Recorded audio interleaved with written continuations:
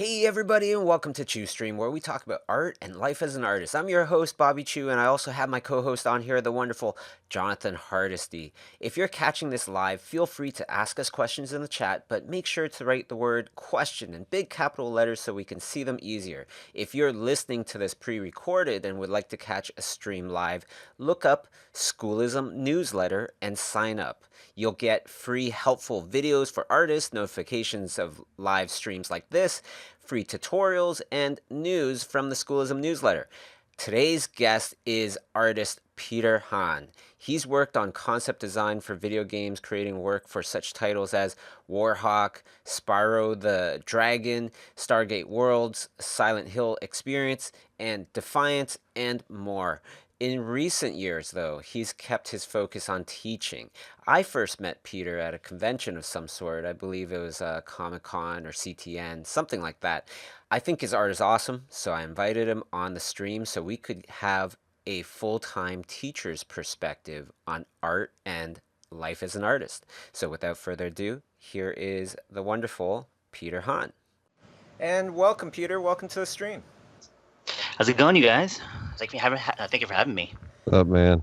Absolutely. And just so people know, the painting that I'm going to be doing, I'm going to be actually doing it, but this is Peter's idea. This is Peter's design, Peter's drawing, and it's just something I thought would be fun to kind of do a little collabo. So I hope you guys enjoy. Now, I'm surprised you're able to use that image. So it's such a small, it's such a small image. I'm surprised you're able to use it. So. Oh, it's awesome. Well, I want to start off the talk today because you used to work in video games, right, Peter? Yes, I did. And I used to just do movies, and now I'm teaching a lot, and we go through all these different career decisions. Yes. How do you come up with the right decisions? How do you make your decisions for your career? I think for me, it's all based on people, because I may have started out in doing video games. At first, obviously, when I went to school, my interests were in somewhere else completely different. And again, career changes happen based on people and then opportunity. So when I came into Art Center back in like 2001, I wanted to do comics. And then from there, I started to realize opportunities based on what people were telling me. It's like, hey, also this is possible in terms of what you can do as a career. So, as a young kid, it's like I don't realize what's out there in the industry. So after I left school, it's like, okay, games is what I'll do. And after a stint of like 5-6 years, I was like, okay, I'll keep going with this, I guess. But then, things happen opportunity-wise, and based on your skill set and your confidence of what you have, you can see the applications in multiple different things. So I've had the opportunities to play with in many different industries, not even entertainment related, because of it. So the choices for me, were based on the fact of the relationships I would build and the people I got to know, who became not only friends, but then almost like family as well. And a lot of it was connected through my mentors and teachers who would connect me with these people. So I think a lot of that, again, comes back down to the community of what we build as artists and people that we know as, I guess another word is connection, right? Well, one of the big decisions that you made was you kind of, you left the commercial art world to pursue teaching. Yes. And that you must have made that in your 20s. It was 28, 29. And you went to Art Center not to become a teacher. You went to Art Center to, do stuff like work on video games or work on movies. Absolutely. Yeah, for sure. So that must have been a huge decision for you. It was, and the way it kind of happened was not due to even my choice. Again, it was one of those situations where it kind of fell into my lap, and I had to pick it up and do it. And at that age, my confidence level was there to a certain degree, but even then, I never thought I would teach at that age. I always thought to myself, oh, I would love to maybe teach one day because, I appreciated my mentors so much. I want to be able to give back, but I thought, oh, maybe in my 40s or 50s. But here I was at 28, and all of a sudden, Art Center is coming to me saying, hey, can you teach? Can you take over? And I can tell you, how it started if you're interested, but where it started. But for me, it was my mentor, Norm Sherman. I mention him quite often in a lot of videos I produce, the books I make. And he was one of my main key, I guess, turning points in terms of what my career is going to be. And I was still working in the industry when I was going to start teaching, but Norm had passed away in 2010, and that was when Art Center came to me and said, "Can you take over what he was doing and continue at Art Center?" So I don't think I would be teaching at Art Center unless he was there, but then also him passing was a tragic factor, and I had to step up and do it because even though I may have been confident to do so, the fact of the matter is that I felt very kind of connected to the fact that what he was offering so much at Art Center, I had to continue. So that was one of the main features. The audio seems to be kind of going in and out. I hope it's okay. Yeah, I heard that too, Bobby. Yeah. Oh, okay. Yeah. Mm-hmm. You good? Okay. Yeah, it sounded like it was kind of getting like weaker and like I don't know if were you further away from the mic or something, or it was. Yeah, it was getting a little bit weaker. It was getting harder. It was kind of trailing off, which was weird. Oh. Now, I want to kind of, sorry, I want to also get John, your side of things, because you do fine art, and you've kind of talked a little bit about starting off in fine art and how a lot of people didn't really support you, and how was that decision like, making that decision of, I'm going to pursue this anyways? Yeah, I always talk about this because this was like a really funny point, and it's kind of unfair because I don't like my in-laws. They were totally shocked by this sort of revelation of me becoming an artist, and I can't blame them for how they felt, but it was just the funniest situation. Like now looking back, but I'll never forget the day when, because they're my biggest fans now, so it's not it's not an issue or whatever. But when I mean, and I can imagine like they were kind of like I on the outside I appear kind of wild, I guess, like when people first meet me, but then when they actually sit down and talk with me, I'm actually really methodical and really like, and I don't actually like to take, I would skydive I would love it. I would do stuff like that, but then walking near a cliff with no, those kind of things seem really risky to me. I don't like doing that kind of thing. You know what I mean? So, but people see me being like, yeah, I'll skydive, and they think I'm just risky. So anyways, there was that played into it as well when I was revealing, like, hey, I want to be an artist. So I'll never forget the conversation because my brother-in-law is a really successful, just designer in general, but mostly a graphic designer, and he does ad campaigns, and he's had like he designed the inside of a train in New York City. I mean, a subway, a whole subway car set and stuff, and got an award for that. He's really, really good at what he does. And so they were like saying, oh, you want to be an artist? That's good. Why don't you go into, graphic design, and why don't you do this? And I was like, no, I think I'm going to do fine art. And I'll never forget, they looked at each other like, and I could see that they were just like, how is this guy going to provide for our daughter being a fine, he picks like the worst thing or whatever, and so but it was funny because there was a real turning point, and everybody at my job thought everybody would say the same thing. I would tell them what I was going to do. Yeah, I'm going to go train at this atelier. It's this classical training, learn how to be, and they would all say, what? Like, they would all ask me what after I said it. They wouldn't know what I was talking about. And then they'd say, all right, you're crazy, And some people actually said to me, you'll be back in a year or whatever. It was interesting. So, yeah, I got a lot of pushback. On it. But what happened was I started, training, and I'll never forget, I did a cast drawing, and like my first good cast drawing, I sent back around to all the people that I knew, and everyone's like, oh, you're doing sculpting. And I was like, no, that's a drawing. I was like, that's not a sculpture. And they were like, oh, dang, he's serious, And then people started getting on board, which is funny. Before we totally get like a little too far off track, sure. The real like meat of it all is just, I really want to kind of understand how you make these decisions, though. How do you know gotcha. It's the right decision for you? That's good. Yeah, you got to keep me on track, Bobby. So that's good. Yeah. So for me, I actually sat down at my desk and said, I hate my job, this current job that I was in, at the time. And I said, what would be the best job ever? This is a weird situation. I know not everybody does this, but I actually listed it out. I actually said, okay, I want something that's creative. I don't want a boss. I don't want this and that. And actually how I decided on fine art was because I went and spent like a week and a half. I had talked with the guys at Massive Black, Andrew Jones and Marco Djurdjevic and all those guys, they're really, really good. And so I spent time with them. I knew them. And I said, hey, can I come just see what it's like for a week or a week and a half? And it's not that I disliked what they were doing, but for me, I didn't want my day to day to be quite like that. You know what I mean? So I think one of the keys that people forget when they're thinking about their art career is you have to think about what the day to day is going to be like. And I made a choice back then to definitely get involved in teaching because I knew I would love it. I knew I would love helping other people. I knew I would love doing that. So I started, keeping that in my mind as I progressed. And I know, Peter, you had said, you know, um, that you like. It was interesting. I remember it's been a little while since I've seen the video where you're talking about your sketching with the chalkboard and everything. But one thing stuck with me that you said, that was you said that you consider yourself, I think you said, like a designer rather Sure. than like a painter or whatever, An or artist, something. yeah. Right, or an artist. Yeah. So, and that's very interesting because it's like, I think you're very clear about what you like to do and what you want to do, and it's that like problem Sure. solving. I think you mentioned Absolutely. in there, and so a lot of times, I think people, they when they're making the decision, they're looking at certain kinds of art and they're saying, I want to do that kind of art, but you have to think about what your day to day is going to be in order to see whether you like that or not. A Well, concept artist isn't going to yeah. get to finish much.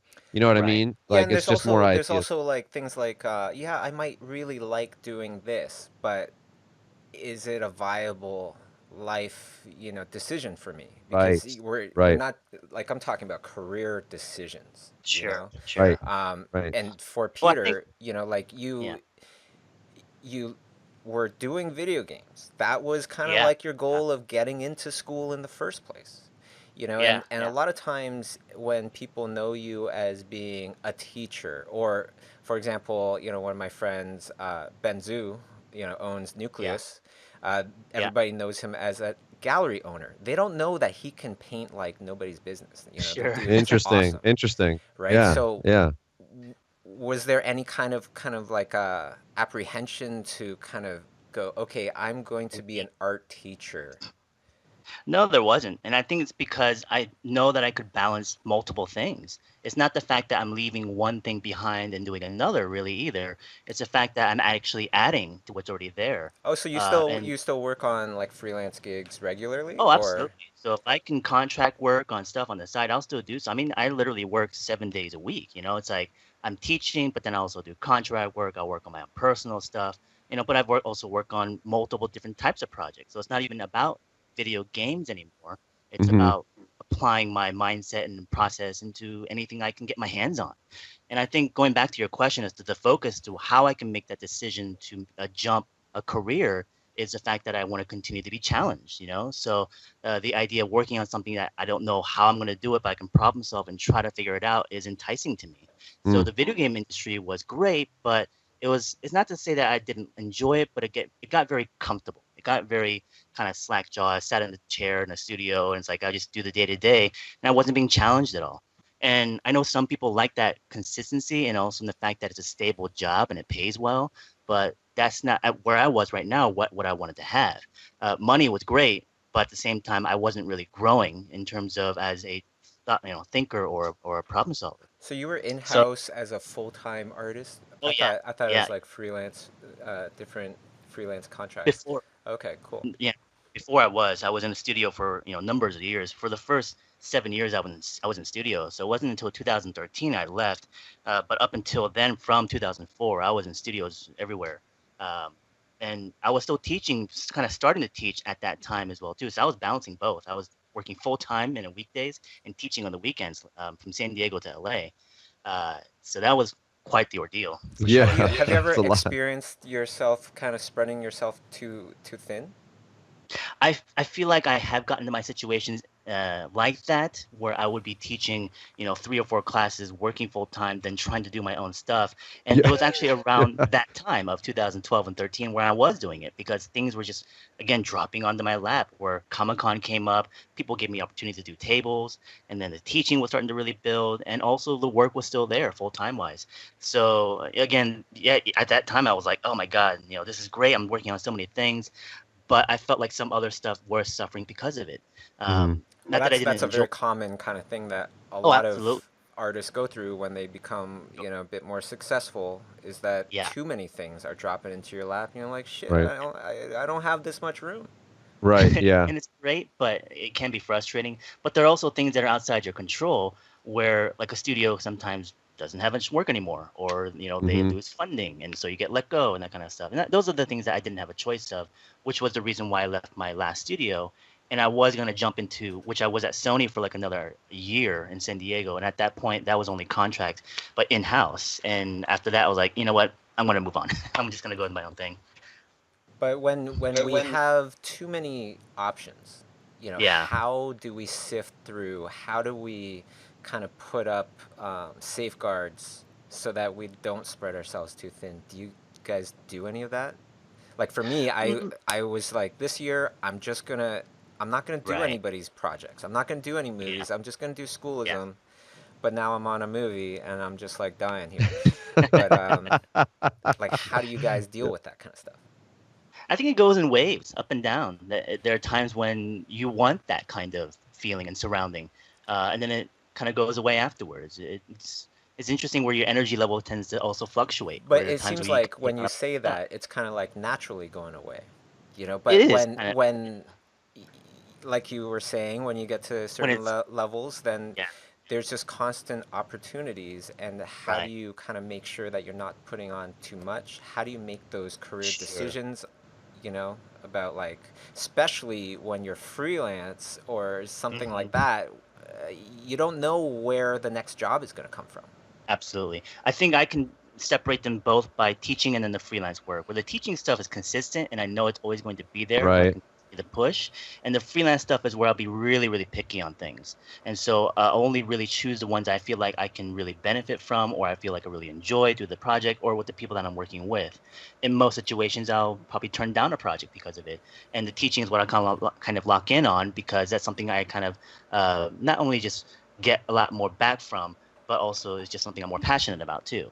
So Yeah, I I have think, I yeah, have a wife who will tell me when things become imbalanced. So that's literally my thermometer for it. Seriously, like, it's really great because, she'll be, my wife is pretty good at, being like, okay, like your dad has a project he's working on and he's going to have to really, push hard, for the kids. Like she understands. But then when it starts to get to be a little bit too much, she'll be like, hey, you have to you might want to plan to be able to spend a little bit more time and things like that. So it's sure. really good. So it's somebody outside of, I like that because it's somebody outside that is looking in. That's, because she has skin in the game, so to speak, too. I mean, like Right. if I make more money, or if I do more, I make more money, or if I do less, I don't. So, and she's usually pretty balanced about that. So that's good. I can bounce that back and forth with her and talk about that. So that's I know that's not doesn't help everybody, but that's my Yeah. that's my particular way. But maybe get somebody in your life that is, outside of things, that knows you really well, that can say, hey, it's getting a little imbalanced, or, I don't know. I mean, Well, that's a I hard think one. Yeah, for for me it's Kay and also I. the fact, Oh, yeah. go ahead, go ahead. Well, for me, I think it's also what you're kind of, just to build off of what John was saying, is that for me, it's my friends around me. Not to say that they're telling me it's like, oh, you're doing too much, but more if I can see what they're doing, and I got a comparison of like how much can they take on, what am I taking on? Is there Right. imbalances to what I'm doing, and if they're successful, how are they doing it? So I kind of get a sense, because I have so many people in the industry that I know. I can see the level of, I guess, work they can take, and I get a good sense of comparison from that. You know what though? That doesn't help me at all because like I have Right. friends like Pascal Campion, he does like a million projects and I know Yeah. I could never do that. Really. And then the other thing, the other thing though is like a lot of times you learn what you see or you hear what your friends are doing from Sure. talking with them over the internet, over social media, that kind of stuff. And Yeah. just by the nature of social media, just by the nature of Facebook, where we're streaming Hmm. on now, it's like we don't. Well, usually I don't. I know most people don't really show every side of their Mm. lives. They're Right. trying to show a nice side. Here's a beautiful lunch I have. Right. Here's a Right. Right. picture in Dubai or whatever. Exactly. It's filtered, is what I'm Right. saying. It's not totally real. Um, It's not like I had to spend 6 hours today fixing my toilet, or, or Yeah, whatever, so if you're to compare with that, then it can be very Yeah, I would. misleading. No, for sure. I wouldn't want to use social media to compare as to what they're doing in comparison to what I'm doing. I'd rather have, actual conversations about that kind of stuff. But I can see Yeah. how a student looking at that would be Right. much harder to filter. Yeah. Yeah, I was hearing somebody talk about this. It was so funny. They were just like, when you're on Facebook and you want to describe your wife, your girlfriend, your husband, your boyfriend, you would any kind of inquiries or whatever, you'd be like, oh, this is me and my girlfriend. Oh, she's so awesome. Look how talented she is. And, uh, it's all these kind of things. Whenever you type in my girlfriend, that's the kind of thing that you're usually going to say. But if you Right. kind of type it into Google, the types of things that we generally will type is like, um, you know, my husband is super annoying. How do I fix this? My wife never types that. I don't know what you're talking about, Bobby. She never types that. One of the things I'm benefited too is the fact that I am not married. I kind of live more of a bachelor life, so I can probably take on a lot more than maybe some other people that are tied down to like houses and kids and being married, which is great, but I can see the friends around me that have to do with that social aspect of things they have to go through as well, Sure, and sure. it's something that I probably have no idea of in terms of how much they have to take on and time I, wise. I think it's like the same kind of thing, Bobby's like I have to figure out, how much time I spend with my family and how much time I spend on my career because, I could literally totally, I mean, I'm not going to do this, but I could like totally ignore my family, and go, just be like, 100%. I want to be amazing. And you know what I mean? And do that. So what I always say is I always know that I'm in the right spot is when I feel the tension on both sides.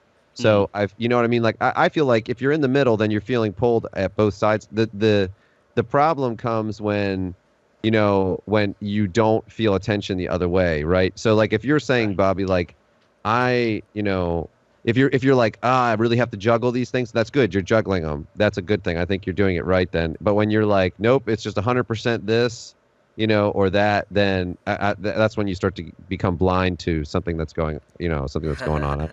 You know what? I gotta admit, this year I was like, I am 100% on this, which is schoolism, and Yeah, but see, you're so balanced as a person. You worked it out. See, you had a job. You're like, but I'll work on this movie. See, you naturally balance yourself out. well, the thing was, and it is different because my wife is a super talented artist. She Right. works on more films than I do, and so it's kind of different. When we get another opportunity, it's like we both Hmm. want to get on it Right. if it's a Right. really good one. Sure. Um, yeah, and then some things, it was like really, really hard to write that letter just saying, I don't think we should be on this project. I Yeah. hope we can work with you in the future. And then Right. some things, which was this film, is just kind of like, I gotta take this no matter what I got right now. Right. Some people, you gotta just put down everything. Right. So Wow. what was the choice on that? What was the judgment? Was it based on the project? Was it based on you and your wife kind of agreeing on that? Or, I You mean, know what was the what? thing that kind of The pushed the you over the thing. edge? So this current project, they won't. I'm not supposed to even say who I'm working for until Sure, after the of thing course. comes out. Um, but it was literally it was my dream. It was my dream Ah, job. Oh, To nice. work on, yeah, to do this, yeah, yeah. and then it I'm not came. gonna say anything, but I think I might know what Right, right. Oh man. Well, I can't wait to tell everybody, but Awesome. obviously I can't until. Yeah. So when it Yeah. came, the real catalyst was just realizing, you know what? Um, your dream job, it will never come at the right time. Oh, absolutely. 95% of the time, it's gonna come at the wrong time, Right. Yeah, Right. and you kind of have to just grab it when it's there and yeah. deal with it. That's right. That is true. That's right. Yeah. Well, see, there you go. See, that's then you're balanced out now, and I think you're making the right decision. That's the thing. I mean, and that's why I think it's a dynamic thing. I don't think it's always like for me at least, it each week. I treat each day differently. Even just figuring out how much time I need to spend with my kids or whatever. If my kid is struggling. Like if Right. my son is struggling with something, well, that takes priority then. Well, then all of a sudden, maybe I would spend more time with him that day, than I would on, so I think it's a real dynamic thing. And like you did, Bobby, you have to evaluate, like, I mean, when something comes along, regardless of what it is, good or bad, you kind of evaluate the situation, I think. And you always have to kind of be, like I said, that's why I think if you have the constant tension, I think you're good. I think because then you're thinking, Yeah, I mean, usually I actually have questions, that I'll ask myself. So, is this gonna help my relationship with my family and friends? You right. know, is Right, am I going to be learning anything from this? What kind of value am I going to get from it now? What kind of right, value am I going to get from it in the future? Possible value Sure. from the future. right, right, If all of those are kind of like, no, you're not going to get much, and no, you're going to have less time with your family and friends and stuff, then you just don't do it, no matter what it right, is. Yeah. Sometimes right, those are Well, going to be things that you really, really want to do. sure. right, Well, I think right. John, That's what you're true. kind of saying is being dynamic. I mean, I tell my students, I mean, the key word that I use is being adaptable, in a Right, situation where you're given an opportunity, you have to be able to feel like you're making the right choice. Whether you do feel like it's the right one or not, the fact is you do make a choice. And I think to me, that's moving forward is more important than trying to sitting there and having it pass by. So yeah, adaptability has always been extremely important to me because I have been in situations where it's like, I don't know how to do this job. And I got to find out how to do it very quickly. right, So I think that is what makes someone much more successful in the long run. Whether your technique is weaker or stronger really wasn't the case for me. It was more in the fact that as a thinker, as someone who's adaptable, I can then have that potential chance to work on that project. So students, I think, need to have that. Yeah, I also absolutely. want to mention that Justin Schultz is asking, are all the streams going to be on Facebook now? Right now, yeah, but in the future, who knows? So the best thing to do is sign up for the Schoolism newsletter, and Mm, then you'll that's the surefire way to keep in touch. Um, I also want to kind of ask here, or actually, one thing that I found really has helped my career over the last, like, I'd say 3 years, when I really started to do this on a constant, is just the idea that, a lot of times, especially as we get into our 30s, 40s, you get into a lot of routine stuff, a lot of yeah. like very same behavioral kind of things. Like if this Hmm. happens to you, you're going to react like this. And just thinking about, like, if I keep having the same thoughts, Yeah. and the same reactions, they're going to lead to the same choices. Mm, Yeah. And that's going to lead to the same results. Yeah. right, So if I right, really want to change my career really fast and improve it on another level, you got to change your thinking. Yeah. right, And you might be a person that is afraid to, you wouldn't usually, this is a perfect example. I wouldn't usually go to a party on time, right? I don't want to be the first person there. So then this year, I just, at Comic Con, there's the Disney animation feature party, Yeah. and I was like, change my thinking. I'm going to go there right on time. You know, I asked a couple people outside, is there anybody inside? And they were like, yeah, there's 4 people. I said, okay, cool. I'll see you guys inside. And I just went inside and talked to 4 strangers. You know what I mean? right. And it was Lo and great. behold, Glenn Keane is one of them, right, or something like that, or It whatever, was pretty one of cool. the. I got to meet, I got to talk with Mark Smith for the first time. He's head of story at Disney. Mhm. So, that never would have happened if I got Right. into the party, an hour later, And and he that's has great. all his Yeah. friends around and he's talking with them. That's But right. I think what's more important in that story is the fact that you were aware of the fact that you had to make that choice. I Right. think some people are not aware of that sometimes. They just kind of Yeah. get in that routine, like you're saying, and they get lost in it. I think that's really good what you were saying too, Peter, about adaptability, because I hear a lot of students, talking about, well, I want to be a concept artist for Blizzard and I only want to paint horses and I only, like it's like whatever.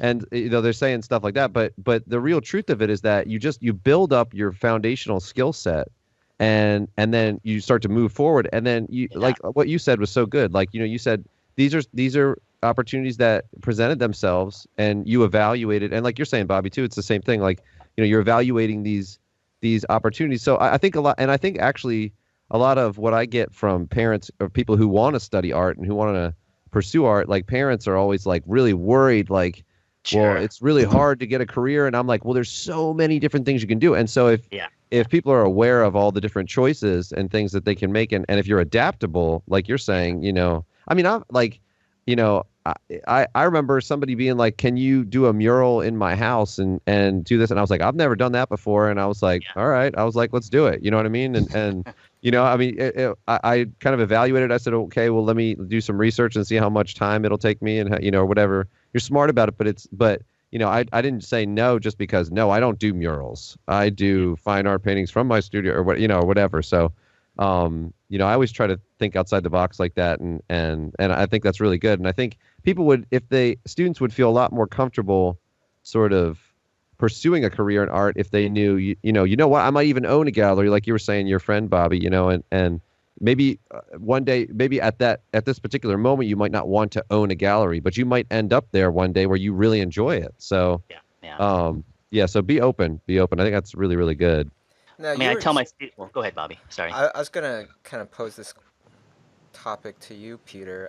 You were Yeah. talking about, telling your students to be versatile, to kind of adapt, right? Yeah.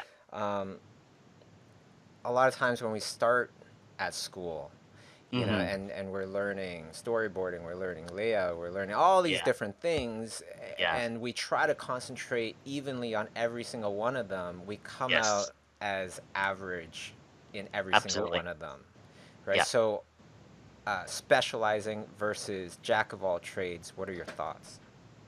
Are you talking jack of all trades within a specific position? For instance, being a concept artist, am I going to work on doing characters, environments, vehicle designs, or specifically just character? Is that kind of like what you mean, or are you saying doing multiple different kind of industries, storyboarding and concept design and animation and this? Actually, whatever you want Yeah. to kind of connect with. Yeah, because for me, the question I get from a lot of students is, yeah, the whole jack of all trades, but being, let's say, a designer in the game industry or whatever the case is, and doing multiple different things or having to handle a lot of different subject matters to be able to create or storytell in those fields, or should I specialize? And obviously, this is connected to portfolios. And I tell people, for me specifically, just to connect that, I'm a person that's more of a jack of all trades. And for me, it wasn't about the technique because there was always someone better that could paint better than me. There was someone actually could draw better than me. And it comes back down to that sense of communication, storytelling. I had a lot more experience. I had a lot of interesting things to say, especially the way I wanted to problem solve stuff. So I could work in little, a lot of different little things. So it did make me more of a jack of all trades kind of position in video games. So when students come up to me, it's more in the sense that, well, where's your strength lying? Is this something you like to create for storytelling? Or are you more of a thinker? Or are you specifically into like rendering? Are you really into just that one type of, I guess, subject kind of going into?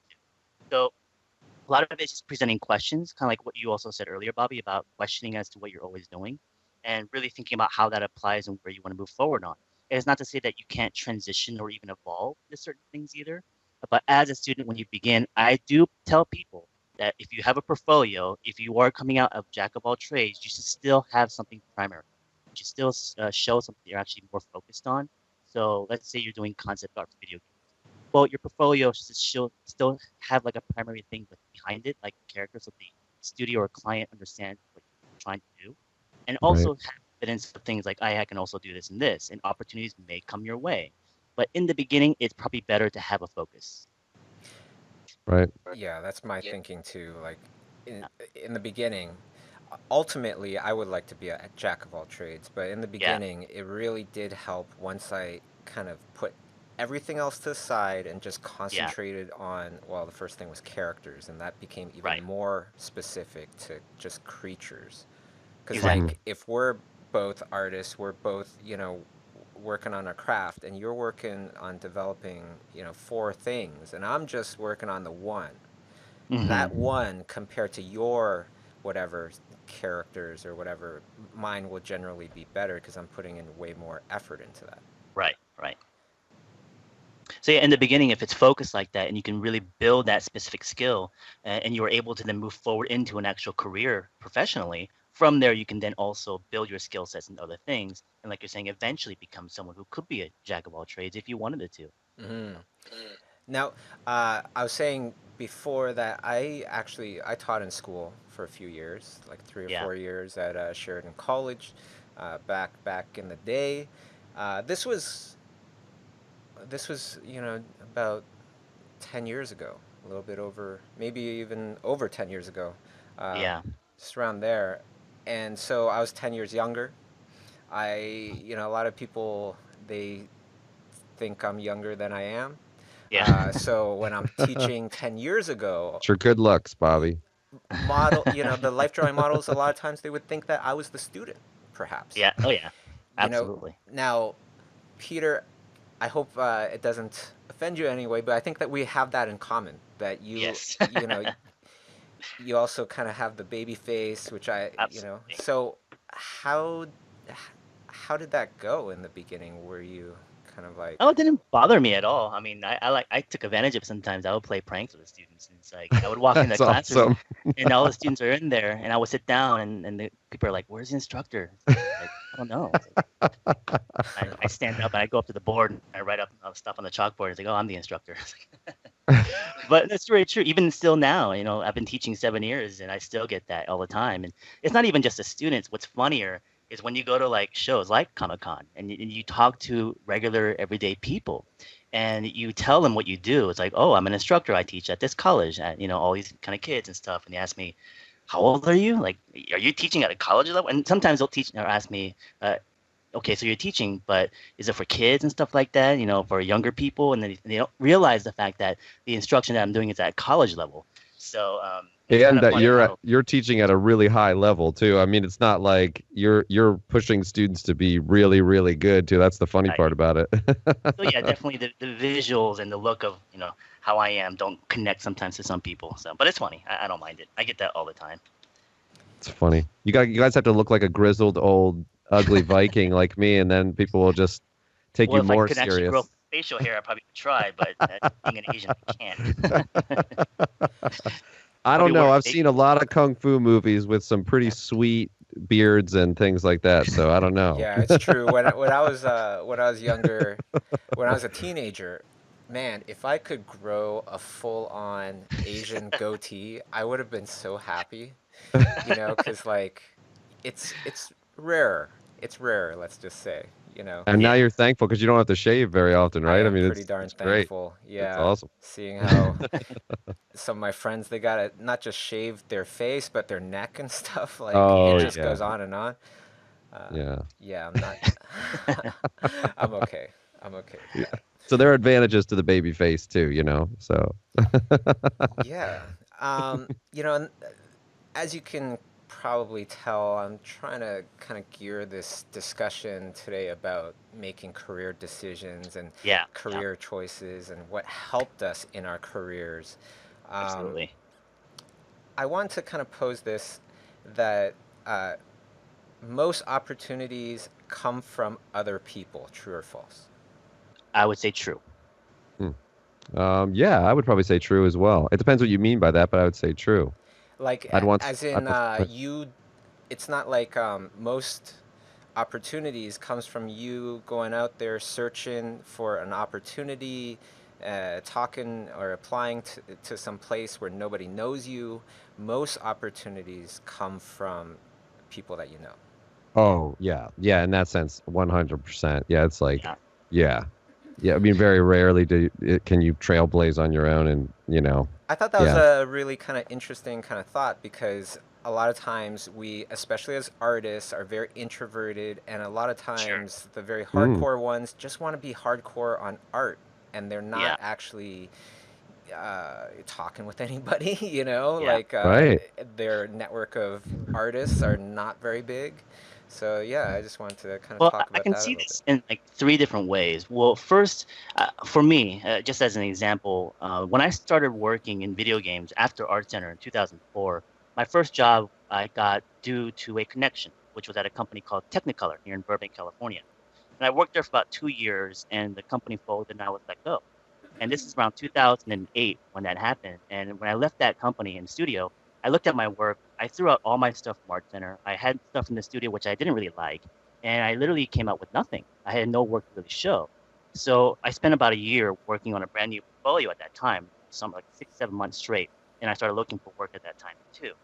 And at that point, when I was looking for new work with this brand new portfolio, I actually didn't really use a lot of connections. I actually went out and just hit up all these studios by myself. And I Interesting. had interviews from in Chicago and California, different places, and I settled in San Diego. And I went to a studio called Bottle Rocket Studios, and I knew nobody there. I had no connections in San Diego, and this is just me going out there and putting myself and my work out. And I was able to get a job in San Diego and make that transition. But there's also the other two, which is what you're saying, Bobby, is a connection with people does definitely help, and I agree with that 100%. And there's two tiers to it. There's the tier where you are connected with people at a friend level, or you understand them or have known them, and they can get you that into a studio and get you positioned. But also, what's happening now for me is that because I built myself up to a certain point, and I think many artists who reach our age can probably get to that point too, is that they can then connect on the fly, where it's like they don't have a deep connection or relationship as a friendship level to these people, but being at a show like Comic-Con or other shows, and whatever the case is, that you can actually create opportunities with people you don't know very Right. instantaneously. So I But that find there to becomes be, easier because more people know you, though, Peter. I You think know it's what I also in the way mean? you present yourself as well. Like you're saying, some artists are very kind of introverted and don't like to put themselves out. And even though I've seen so many artists at shows where they're behind the table and they're on their phones and they're so hard to talk to at times. Yeah, Yeah. they're So I just think a lot playing of DS. Like, why are oh you yeah, for doing sure. I that? see that all the time, and I think that's also the age of understanding who you are and the confidence level that you might have. So I would go to like Anime Expo or different shows, and I would walk around Artist Alley just to kind of study and how these artists kind of present themselves and what they're actually doing behind their tables. And a lot of them hide, behind their phones, behind their artwork, and they don't want to actually put themselves out there, which then doesn't create the opportunity to create connections and have job potentials. So Yeah, Interesting. like, you know what? yeah, These kind of people, they should really think that when they don't take the opportunity to talk with somebody, not yeah, only are you missing out on kind of perhaps they might be very interesting people or perhaps you might work with them in the future, but you are missing yeah, out on doing a good job for them and them recommending you to three other people, which exactly, turns into That's four right. other people, five other, and so on and so absolutely, forth. It's a giant snowball. yeah, it is, it really is.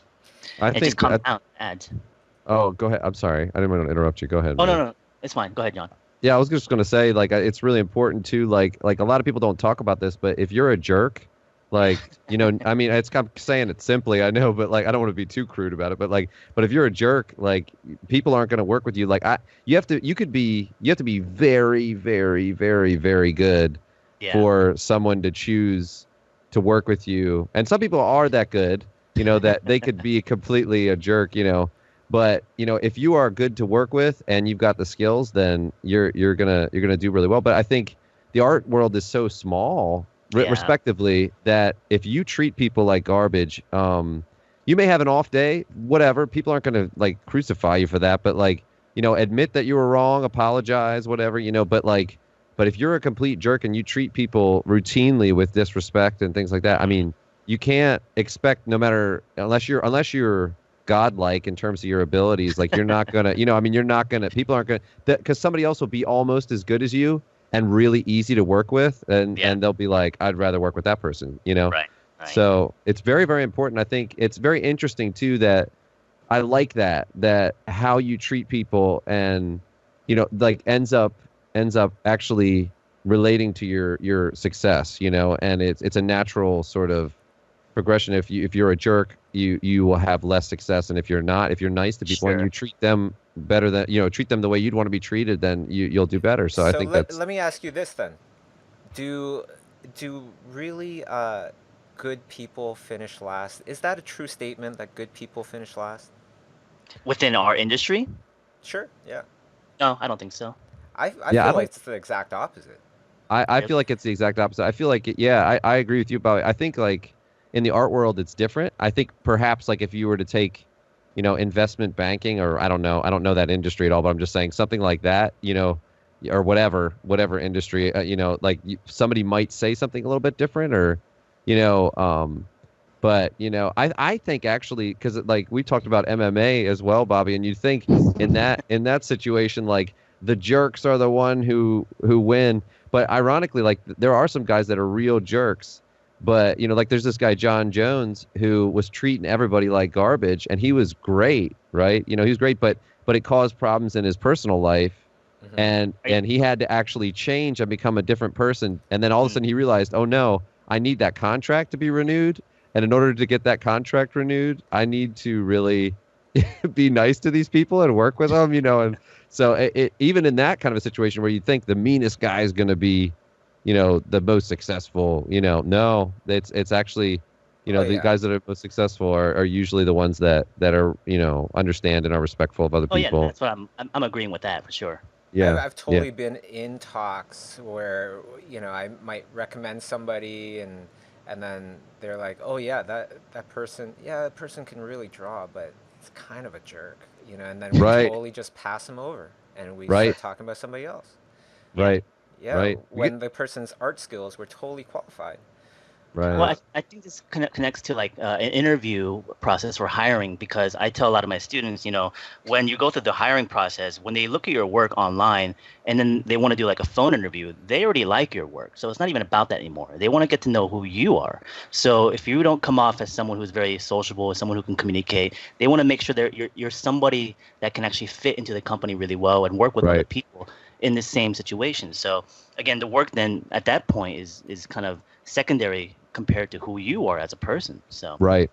Now I want to get to one of the questions here from Justin Schultz. Justin asks, as a beginner digital artist, meaning no official portfolio, no studio experience, no formal art education, what kind of jobs could that artist get, or would you recommend looking into? So what kind of jobs would you recommend looking into, and what kind of jobs would a person like that kind of get? So I'm assuming the question is about, if I have no formal training, can I get a job? Is that basically the question? It feels like the best job you could get would be with somebody really awesome and just cleaning their floors or getting their coffee and just being able to ask them questions, and it would be a free job. Because it's kind of like saying, well, yeah, beginner digital artist, but with no skills yet. Probably not very much in terms of opportunity. Obviously, in the industry, it's not about a piece of paper with a diploma saying I graduated from here and give me a job. It doesn't work that way, obviously, and everyone understands that, because it comes back down to your work level. Are you competitive enough in terms of what you offer professionally? And it doesn't matter what your educational background is, because I know many friends that are, doing very well in the industry professionally, and they have no school background. They are self-taught. They pushed really hard, and they were able to get to a level where they competed with the people around them. So if that was the question, I would say you still have an opportunity and chance to get work without having actual, let's say, education. But obviously, you got to learn from somewhere, and you're gonna have to build it yourself if you have to. Yeah, but this person's saying no portfolio, no studio experience, no education. So it's kind of like, it seems like really, really from the beginning. Yeah, well, then I guess it's more based on, is like an internship, but even then, you still have to have work to show. If he's talking about like a day job there, working in the bathrooms and stuff, like as you're saying, you're applying for a completely different thing. But if he's interested in the art field, he's got to have something, something to actually show physically or digitally. If he doesn't, that's what he has to focus on. Not about getting a job, but about what are you trying to do? What do you want? And if you're really passionate about it, then it's not about the end position that you're trying to go for, but the fact that you're going to be happy with what you're producing no matter what. So, yeah, to go back to the martial arts, examples, when the people can't come to the masters and they're like, I want to study with you. The master doesn't say, okay, yeah, sure, come on in.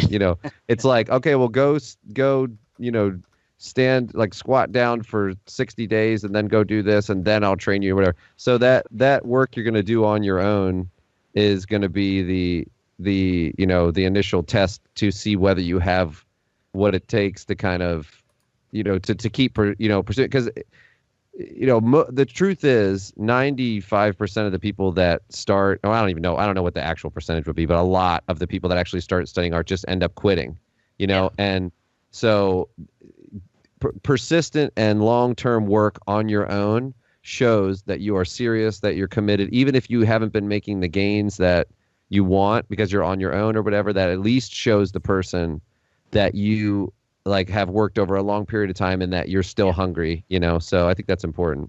Well, he's got to show that he can produce, no matter what the is. So well, your career doesn't get better until you get better.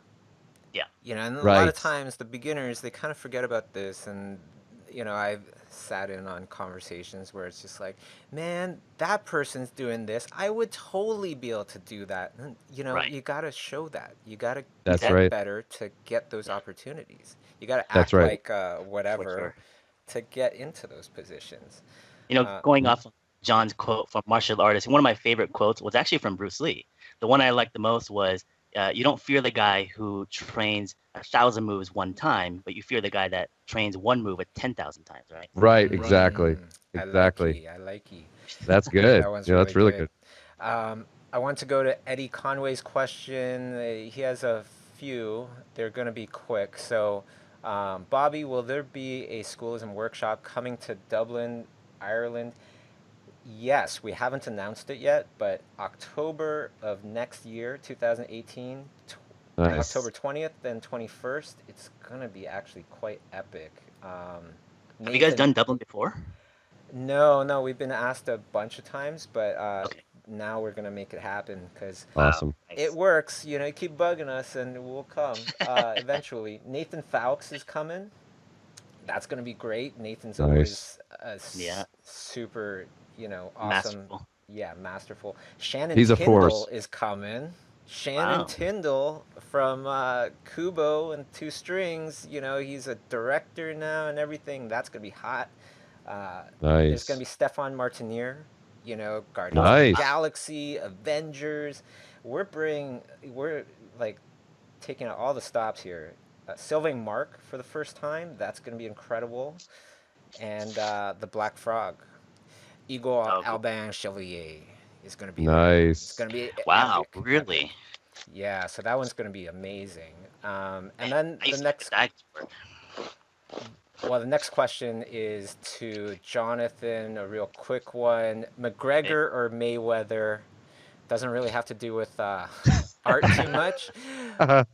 Here we talk about MMA. That's what. Yeah. So short answer is, I think Mayweather will win because the rules are stacked in his favor. That's the only All reason. right, On the so I'm going to street, say it McGregor will right trash him. now. I'm going to say I'm going for McGregor. I don't I give a hope so. shit, but I think he's going I'm to win. rooting for McGregor, I but my think he's my going to win. rational side, my I rational think that's side what is everyone pretty much thinks as John is like people would like to see McGregor win because it's a show, right. but in the rules of boxing, Mayweather would win. Yeah, that there's too many rules, man. On the street, there's no chance. Like he would trash him. Yeah. McGregor would trash him. But yeah, All right. Last question is for Peter. If Yeah. you could only use one pen for the rest of your life, which Wow. pen would you choose and why? Easy. Pentel color brush pen. Okay, it's that brush pen I use in a lot of my demos and drawings because it's the most versatile tool that I've used in the longest while. And I've drawn with so many kinds of pens, ballpoint, fountain pens, felt tip pens. But the brush pen to me is something that is so organic, but can also be structured. And it's not really even about the tool, but in the end about how you draw with it. So I could say it's really any pen, but really, if I want to just give you an answer, it would be the Pentel brush pen. that's interesting. I was thinking of a brush pen too if I had to choose one. That's really funny. Yeah, I was thinking the same thing. I like the Fisher Space Pen because you can draw in like -30 degrees weather. You can draw upside Oh, down. You can draw nice. in all sorts of stuff. Oh, I've seen this Whoa, before. that's cool. Yeah, and living in Toronto where you get winter and everything, that becomes a factor. That is true. All right, so Jason asks, do you recommend getting an agent to find work? I'm currently with on-call company for storyboard artists, but I'm in a pool with at least 100+ artists ahead of Mm, me with more experience. So I'm very low on the pecking order. Well, it sounds like you yeah. have the wrong agent, actually, Jason. Yeah. That's actually a really good kind of thing to talk about here because just because an agent represents a really powerful, really awesome artist doesn't mean that Mm, that's the agent that you should try to get with. You got to get with the agents that you feel will support you, you for know, sure. and develop you, and you're not getting scraps. Yeah, it Mm, works the same with galleries too. Like just because it's a big gallery doesn't mean anything because it's how they're going to represent you. Like they could take all your paintings and then put them in the back room. You yeah. know what I mean? And then nobody ever sees them. So yeah, you're quote in this gallery, but they're they're not really selling your work. So yeah, it always comes down to what they're going to do for you. But I think it also depends on the industry you're trying to go for. Because if you're talking about like video game concept artist, then an agent probably is not the best fit for you. If you're talking like children's book and illustration, gallery work, that makes more Right. sense to me. Right. So yeah.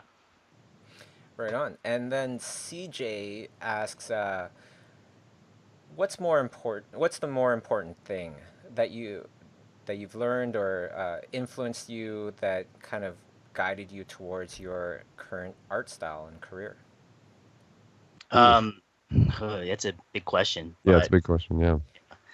again, for me, no matter, I guess that big question always comes back down to what I said earlier on was the fact that it was always the people that influenced me in the direction I needed to go into. Okay, And currently, right now, top right now, 4 or 5 artists that you feel the most influenced, ooh, for right now.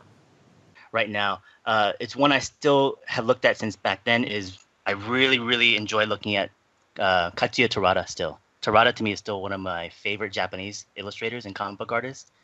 He's still someone who's very valid today. Um, Another one would definitely be looking at someone. Are you talking about contemporary artists, by the way, or just any artists? I think any artist, yeah. Another one would be Heinrich Clay. I love Oh his yeah, so good. artwork. His Yeah. line work is stunning. I still like looking at a lot of the classical guys as well too. Sargent, John Singer Sargent, still someone that we studied way back in Art Center, and still love looking at his stuff constantly. And I would say, lastly, another last person would be Jeff Darrow. I'm a huge fan of Jeff Darrow, actually. Oh wow! Did you ever go through a Kim Jong-gi period, just because of the Um, love of the brush pen? Not really a period. Actually, I mean, Kim Jong-il is an amazing It's just a artist. way And of life, right? oh It's just a yeah, I way of mean, life. Yeah. we've had Yeah. conversations. We've sat down and talked many times too, and he knows so many of my mutual friends over here in the States, and I do love his work. But it's actually hasn't really been that influential per se. I mean, I love and I appreciate his work, and people can, I guess, compare the kind of work we do. And I think people what they see is the fact that you draw with the same tool, or you just kind of play with perspectives and stuff like that, and they kind of assume you're doing the same thing. But actually, I pull a lot more from Terada than I do from Kim Jong-il. And Kim Jong-il is again who's astronomically so skillful in what he does Yeah. that I probably couldn't touch what he's going for. But at the same time, it's like I can see how people can kind of link the two together. But I would say his work is something if I really sat down and studied, heavily, I could pull a lot from. And not that I wouldn't, but there's still these key artists that I really like looking at, like Terada, that I find his shape language, his aesthetic, and his line work to be something I kind of gravitate more towards. And from Kim Jong-il, I really like his spatial design, is what I really appreciate from him. So I mean, those are the kind of key things that I'm looking at from artists. It's like what do they offer and what can I pull from? And that's the way I would see Kim Jong-il. It's more for that aspect of it. Ah, right on. Um, Now the next thing I want to kind of go to is the size of your goals. Affects your career, right? Hmm. Is that a true statement? If so, like, what are your goals? Do you have any goals? I do. I have one goal, and that is to be able to produce something of my own creation and idea and see it all the way to the end and have it be something of significance, something of influence, What potentially. what would be Uh, considered significant for you? Like, how would you kind of determine if you met your mark? for me, I think it compares to how I grew up and when I looked at things at a young age. Things like films were such a big influence to me. Seeing something on the screen.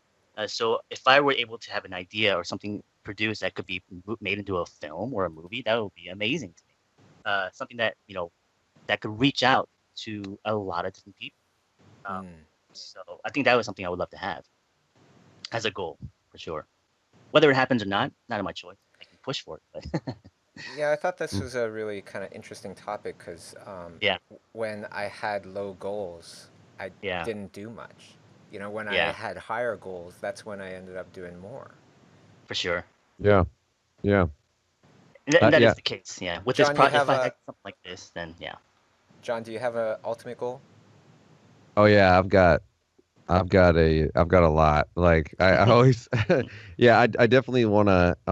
As in, like, one goal, the Oh yeah. Yeah. ultimate goal. Well, I'll tell you one, just one of them. Yeah. I mean, I have a lot. Like, and it's like it's short of like saving the world or something like that.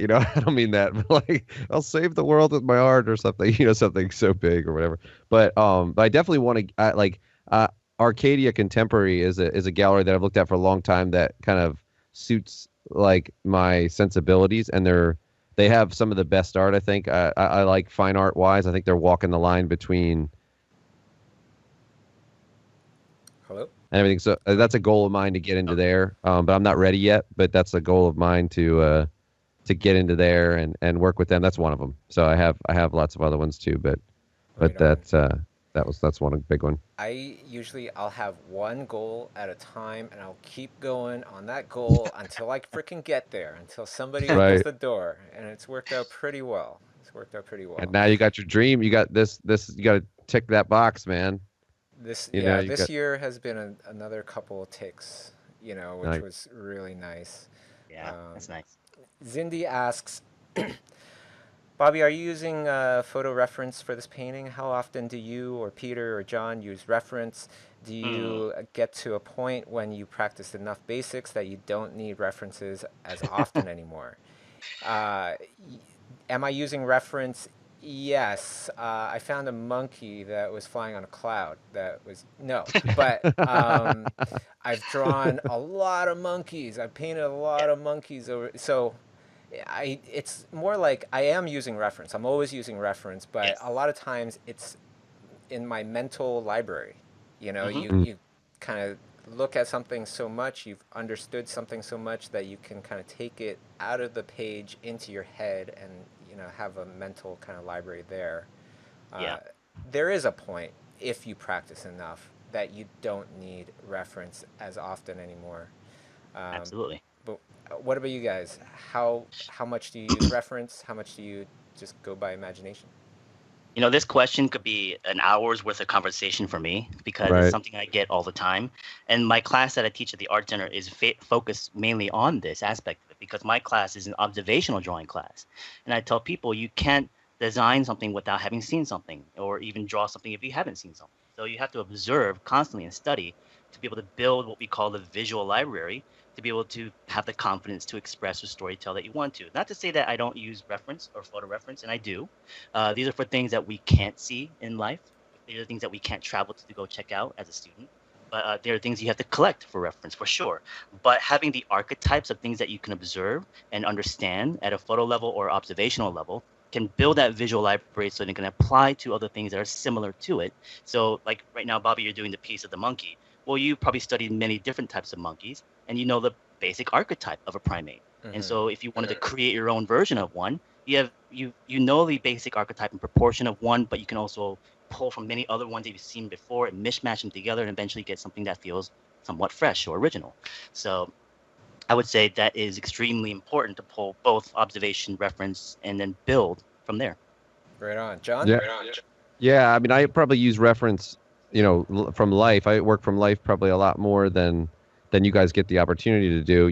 But but what I found, which is very interesting, is how similar fine art is with illustration and concept art and things like that. And it's more subtle, but it's there. So Mm. like somebody that's like a landscape painter, right? Well, when they're going out and they're painting alla prima, they're painting it. You got about 4 hours before the light changes. Okay, so I'm sorry, but like if somebody's painting a tree, like they're painting a lot from memory. Like they're not going to paint every leaf of that tree, exactly the same. Like what happens is they've painted 60,000 trees, Hmm. and they're like, that is this type of pine tree, and Right. they're pulling, and even sometimes people don't even know that as well, but they're pulling from their memory of all those trees and the breakup pattern of the edges on it and the colors and the values and things like that, and they're using that information. So I've sort of I'm in the process now where I'm actually starting to trying to build that visual library myself. So Yeah.